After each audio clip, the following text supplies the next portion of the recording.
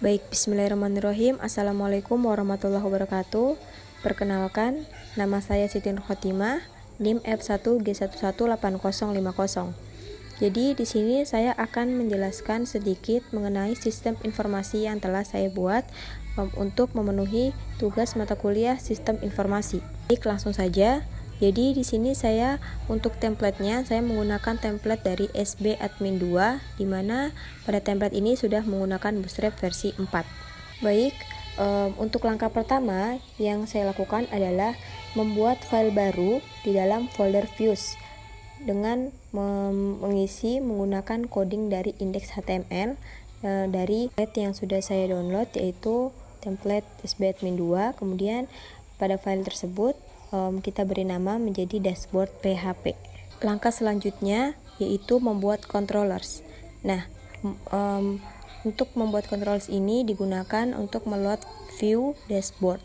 Jadi kita buat file baru yang di-save dengan nama dashboard PHP di dalam controllers, kemudian mengisi coding dengan nama class dashboard dan dengan mengextend dari CI controllers. Baik, jadi langkah selanjutnya adalah untuk menentukan base URL dari sistem yang akan kita buat.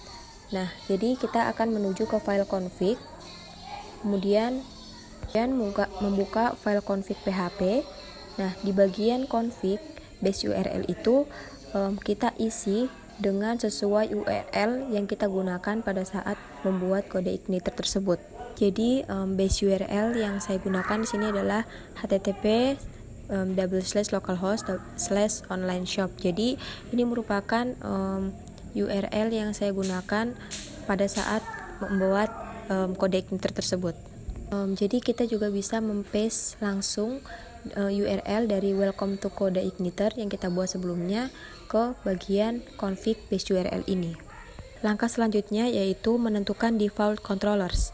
Jadi di sini kita akan menuju ke folder file routers. Di bagian bawah terdapat default controllers welcome. Nah, di bagian default controllers welcome ini kita ubah menjadi dashboard agar default controller yang awalnya welcome akan kita ubah menjadi dashboard.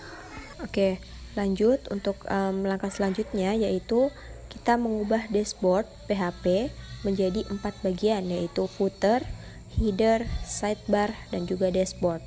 Jadi kita kembali ke bagian dashboard yang ada di views. Kemudian nanti kita akan membagi menjadi 4 bagian. Jadi sebelumnya kita harus membuat dulu file footer, header, dan juga sidebar di dalam folder templates yang ada di dalam folder views.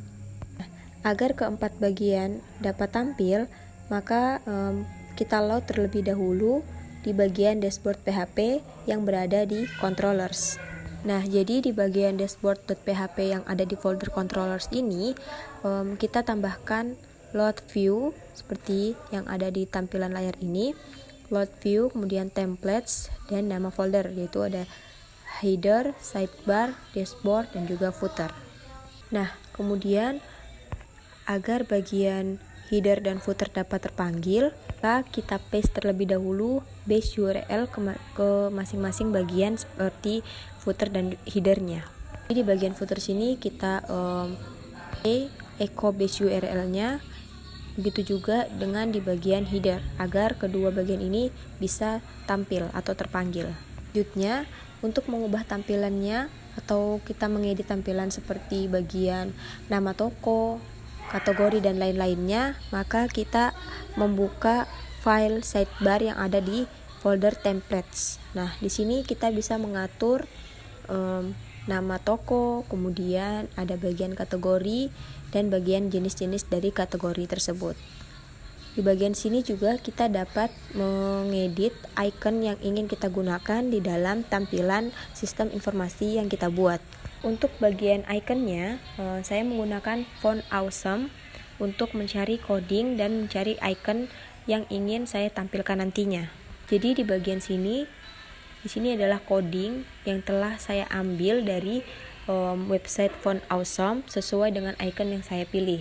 Jadi untuk toko elektronik ini adalah coding iconnya. Nah, saya melakukan hal yang sama kepada handphone, laptop, TV, dan juga kulkas yang ada di dalam codingan sidebar ini. Jadi handphone ini merupakan codingan dari gambarnya, maksud saya ikonnya, kemudian laptop, TV, dan juga kulkas. Seperti itu. Jadi untuk menampilkan produk yang akan kita tampilkan nantinya, maka kita akan mengganti bagian dashboard.php terlebih dahulu, menggantinya dengan coding dari produk-produk yang akan kita tampilkan nantinya. Jadi dashboard.php ini sebelum seperti ini, awalnya kosong, saya sudah kosongkan terlebih dahulu, dan nantinya untuk kita masukkan coding seperti ini agar nanti produk-produk yang ingin kita masukkan itu bisa tampil dalam sistem informasi kita. Langkah selanjutnya yang kita lakukan adalah membuka database di phpMyAdmin dan membuat satu database baru. Jadi di sini saya sudah membuat database dengan nama toko elektronik dengan satu tabel, yaitu tabel barang yang sudah saya buat sebelumnya.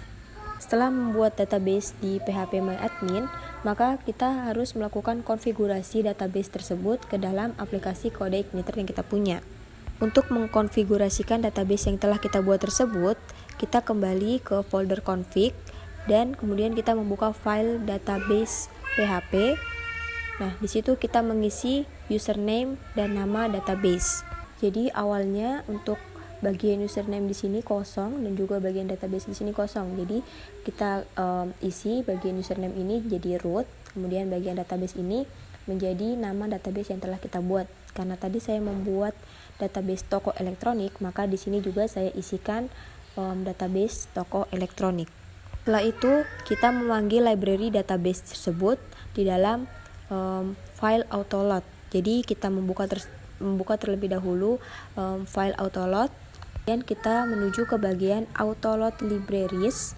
Nah, di dalam sini kita awalnya ini kosong. Jadi setelah kita membuat database tersebut, kita isikan di sini, kita tuliskan database agar nanti bisa terkonfigurasi. Maka selanjutnya adalah kita mengisi nama barang dan lain-lain di dalam database phpMyAdmin yang telah kita buat tadi.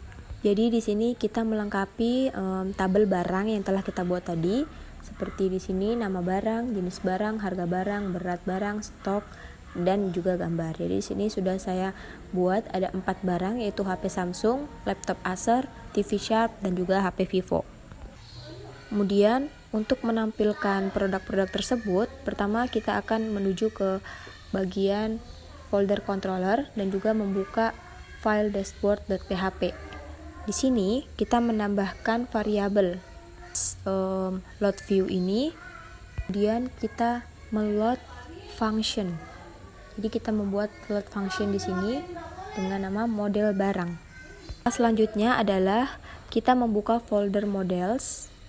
Nah, setelah itu membuat new file atau file baru dengan nama model barang.php. Di dalam file model barang.php ini kita masukkan kelas dengan nama kelas model barang dengan extend dari CI model. Kita akan mengkonfigurasi model barang tersebut ke autoload. Jadi kita kembali ke file autoload. Bagian paling bawah itu terdapat autoload model array. Nah, di sini awalnya kosong, kita isi menjadi model barang sesuai dengan nama yang telah kita buat sebelumnya. Oke, kemudian untuk menampilkan produk yang telah kita buat tadi ke dalam halaman dashboard toko online yang kita buat, maka di sini saya menggunakan cut pada bootstrap. Saya mengcopy coding dari cut bootstrap tersebut dan memasukkan di dalam dashboard.php yang ada di folder view. Ini adalah tampilan codingannya. Kemudian untuk kita menampilkan gambar di dalam tampilan website kita, di sini pertama-tama kita harus membuat folder baru dulu dengan nama folder uploads. Di dalam folder uploads ini sudah saya download beberapa gambar yang ingin saya gunakan nantinya dan ingin saya tampilkan di dalam website sistem informasi yang telah saya buat. Jadi setelah kita membuat folder baru, kita mengisinya dengan gambar yang ingin kita tampilkan nantinya. Kemudian kita kembali ke bagian dashboard yang ada di folder view. Nah, di bagian IMG, ketikkan coding ini php echo base URL, kemudian uploads, nama folder ini, kemudian barang dan gambar. Nah, setelah kita kopikan atau maka nanti gambar yang akan kita tampilkan bisa tampil. Mungkin sekian dari saya, kurang dan lebihnya mohon dimaafkan. Saya akhiri dengan ucapan wabillahi taufiq wal hidayah. Wassalamualaikum warahmatullahi wabarakatuh.